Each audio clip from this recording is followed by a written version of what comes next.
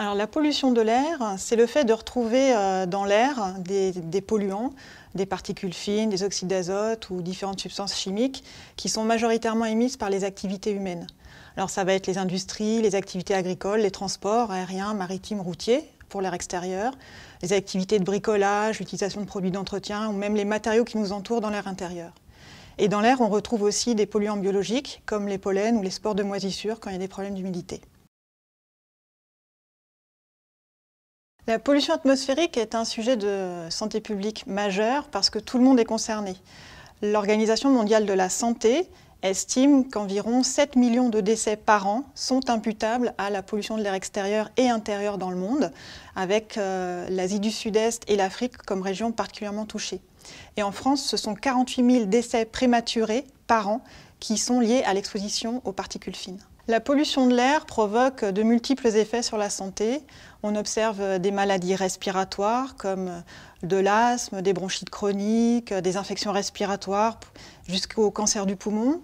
On peut observer des pathologies cardiovasculaires comme des insuffisances cardiaques ou des accidents vasculaires cérébraux. Et puis aussi des effets neurologiques comme par exemple des difficultés de mémorisation et d'apprentissage chez l'enfant. Les enfants représentent d'ailleurs une cible particulièrement vulnérable parce que leurs organes, leurs poumons sont en plein développement et en pleine croissance, et ce dès le stade fœtal.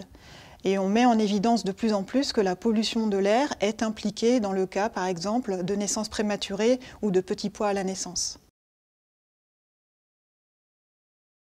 L'ANSES fait partie de tout un ensemble d'acteurs, organismes de recherche, laboratoires, organismes de surveillance, qui agissent en appui au pouvoir public pour faire progresser les connaissances et pour faire évoluer les réglementations en lien avec la qualité de l'air. Par exemple, l'ANSES est à l'origine de l'étiquetage des produits de construction et de décoration qui permet aux consommateurs d'identifier des produits peu émissifs. Récemment, on a conduit des travaux d'analyse de la littérature scientifique sur les particules et on a montré que les particules ultra fines, celles qui sont de 5000 à 10 000 fois plus petites qu'un grain de sel, et les matières carbonées avaient des effets vraiment importants sur la santé. Ce genre d'information peut aider à orienter les futures politiques publiques. Et enfin, on peut citer l'élaboration de valeurs guides d'air intérieur, les VGAI, qui peuvent être utilisées par exemple dans le cadre de la surveillance de la qualité de l'air intérieur dans les écoles et dans les crèches, car ça permet d'avoir des repères auxquels comparer des mesures qui seraient faites. En termes d'enjeux pour l'avenir, on peut en citer deux principalement. Par exemple, les effets cocktails. On n'est pas exposé à une seule substance dans l'air, on est exposé à plusieurs substances et il serait intéressant de progresser sur la connaissance des effets liés à l'exposition à ce mélange de substances. Un autre enjeu pour demain, ce sont les interactions entre pollution atmosphérique et changement climatique. Les températures élevées qu'on observe par exemple à l'occasion de vagues de chaleur favorisent la production d'ozone, un polluant secondaire qui se forme à partir d'autres polluants dans l'atmosphère.